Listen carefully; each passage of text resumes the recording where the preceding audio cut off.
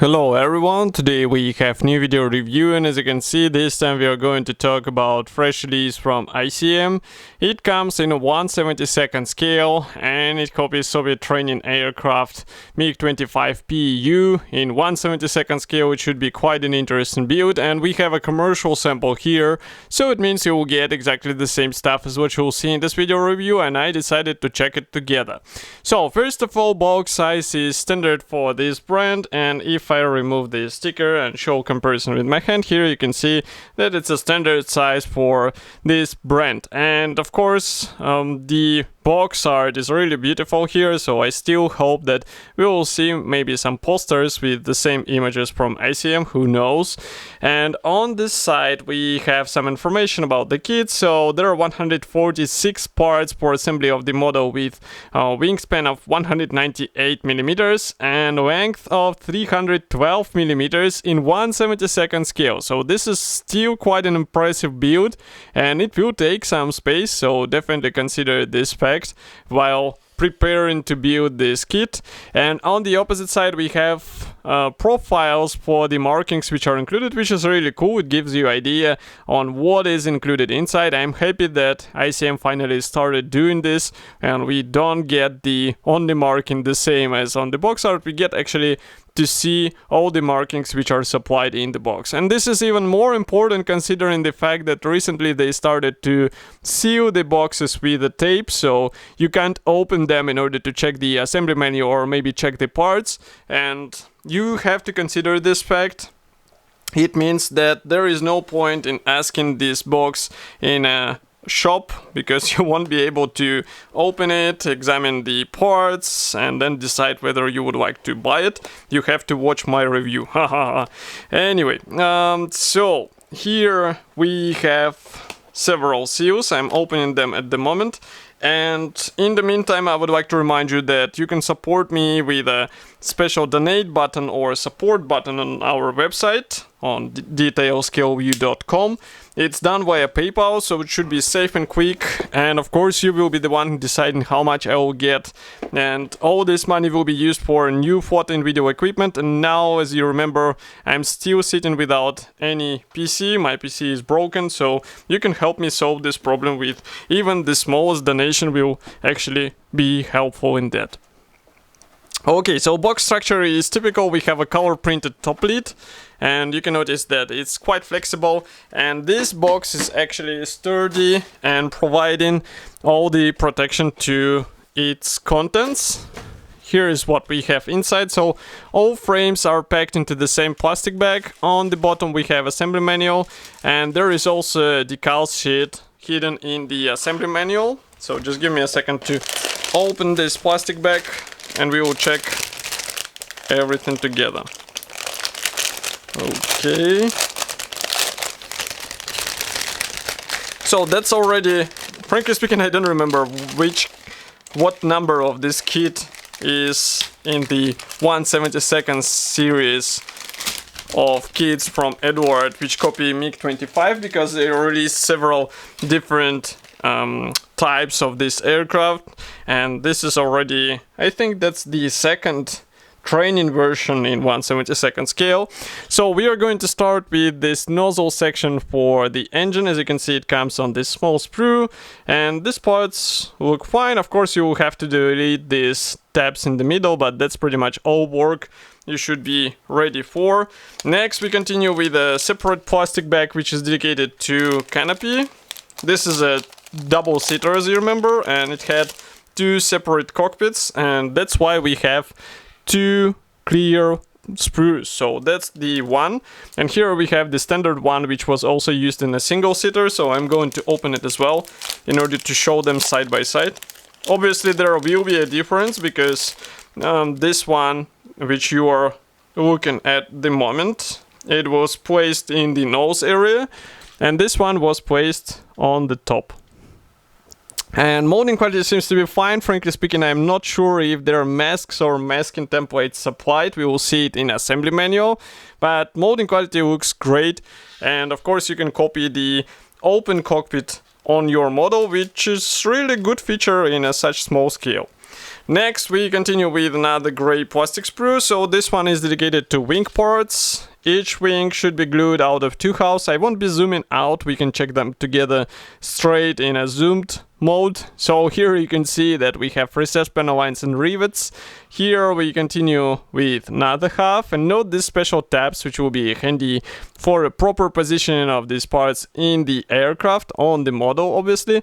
And we also have the wing mechanization molded separately. It means ailerons and flaps come as single piece parts, which will have to be glued in here. But external features, I really like what we get here. It's quite impressive for 1/72nd scale. And note that wing edge and the trailing edge, they're actually pre-molded on one of the halves, so you won't have these nasty gaps in the visible areas. We also have guiding pins here in the trailing edge. That's really cool, and I think it will speed up the assembly process and maybe make it easier for some modelers, because they won't have to get worried about such, I would say, simple things.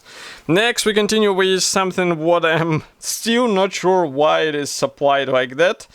So here we have, I think this one won't be used, this nose cone. As you can see here, we have 2 halves, but do not get your hopes high, because I will show in a second why I'm saying so. I think here we will need only pylons. Now we can move on to the next plastic sprue. So here we have the right parts for the nose section of the double-seater, and again we get 2 halves. So I would rather have this, at least this minor section, molded as a single piece part in order to avoid any gaps in such visible area, but here you can't, let's say, jump over this step, so you have to deal with it somehow. Be ready for that. Note that we also get various parts for a double-seater version. They will be installed here, obviously, and if we flip it over, inside we get at least some guiding elements which will help us with the proper position of these parts together. Okay. And next we continue with a slightly bigger plastic sprue. So here we have, let's again check this corner. So here we have landing gear wheels and parts for main wheel wells. Here you can see one of them. As for the landing gear wheels, they look okay for out-of-the-box build, but I would rather replace them with something resin, maybe from Edward, because it will be visible upgrade, and of course your model will only benefit from such upgrade. Next we continue with various panels for landing gear. We also have some parts for the engine nozzle. Here you can see engine, actually cockpit instrument panel. We have landing gear legs, and here we have more parts for the landing gear. As for the cockpit, I would remind you that Edward already has the PE set for this version for the double-seater of the aircraft, so if you would like to upgrade your model, definitely get it, because it will improve the instrument panel, it will improve the pilot seats, so it will be also a noticeable upgrade on your model, even in such small scale. Here we continue with various minor panels and also parachute container in the tail area that will be installed on the aircraft. Obviously this container should be glued out of 2 halves. As you can see, there are guiding pins, so no worries, it will be easy as well. Okay, we zoom out. Next we have bigger plastic sprue, because this one is dedicated to fuselage panels. So due to its boxy silhouette, and MiG-25 is definitely not a curvy aircraft, ICM decided to separate it into separate, well, into panels. And you can see that here, for example, we have panels for air intakes. Here we have parts for the tail area. Again, features on these parts look really impressive for such tiny scale, so I would rather zoom in so that you can understand what I'm talking about. So here, for example, on air intake panels, we have recessed panel lines and rivets, and they look really good, so it might be a good idea to do some pre-shading in order to bring them out. This large part is actually the main wheel well. We will see it once we flip over the sprue. Here you can see tail parts, really impressive riveting on these parts. And here we continue with separate wing mechanization. Note that rudders are also separate on this kit. And now let's flip it over. So here you can check these main wheel well parts, which I was talking in a few seconds ago. And we also have some features or some pre-molded details on the air intake panels, because they will be also visible once you open the landing gear well. Okay. Next we have the last gray plastic sprue. So this one is dedicated to the biggest fuselage panels. So here we have top and bottom panels. They're placed on both ends. We also have some parts for this cockpit area for the second pilot. We also have these two hulls for the under fuselage view tank, and just like in the previous sprue, here you can see that external features look really good. No matter that the scale is really tiny in 1/72 scale, still they implemented a lot of panel lines, a lot of rivets, which are more or less copying the original subject. I would say it straight, I do not have the actual drawings of this aircraft. If somebody has, I will be happy to compare this kit with your drawings, but from what I can see here, it's really great set and it features really nice external features. Next we continue with decals. So decals are supplied on two sheets, so I need a second to take them both out. So the biggest one is dedicated to main symbols, and here it is. There is no mention where it was printed, so don't even search for it. But we have here all necessary symbols. We have even some dials for instrument panel, no seat belts unfortunately.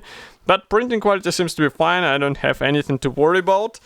And next we continue with one more decals sheet. This one is more or less standard for MiG-25 kits, because here we get stencils for the aircraft. And yes, in 1/72 scale you will be applying all these tiny writings, so get ready for that. It will be a really tedious process, there is no need to deny it, but the final result will only benefit from such addition. Next we continue with a special note that ICM is ready to replace your broken sprue, so here it is. Feel free to contact them via email or maybe via their Facebook group. Next, here we have assembly manual. So this one is printed in form of color printed brochure, large format, typical for ICM. And on the first page you can see short history note in Russian and English. We have technical specifications, paints chart and safety advices, and also address of the manufacturer, by the way.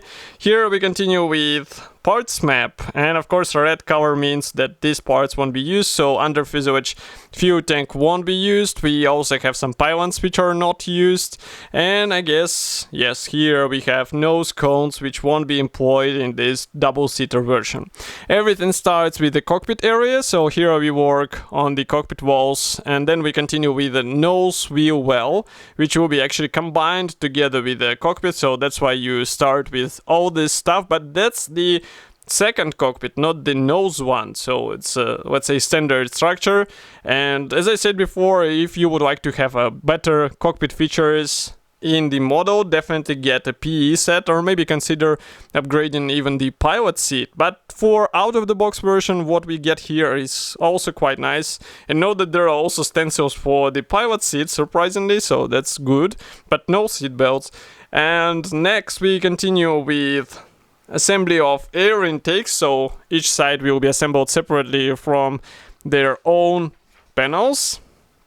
Next we install all this stuff to this sub-assembly of the nose, wheel well and cockpit.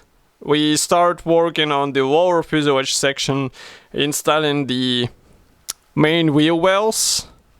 They are quite interesting in a design here. Next we continue by joining this stuff together with the nose sub-assembly. Here we install main landing gear legs, and as you can see they will have to be installed before closing whole fuselage, because otherwise it will be a bit tricky to get them later into the right spot. So maybe it would be a wise idea to think on how to paint all this stuff in advance. Next we start by closing the air intake panels from one side, then we do it from the other side. We assemble the engine nozzles, which will be nicely detailed for out of the box parts, so I don't think it will be a really terrible interpretation of the engine nozzles, but obviously you can do more with some PE parts added. Here we continue with the top fuselage panel and we start assembling the tail fins. Next we do the same task, we install these tail fins on the fuselage sub-assembly. As you can see, it copies panel lines, so it should be more or less easy thing to do.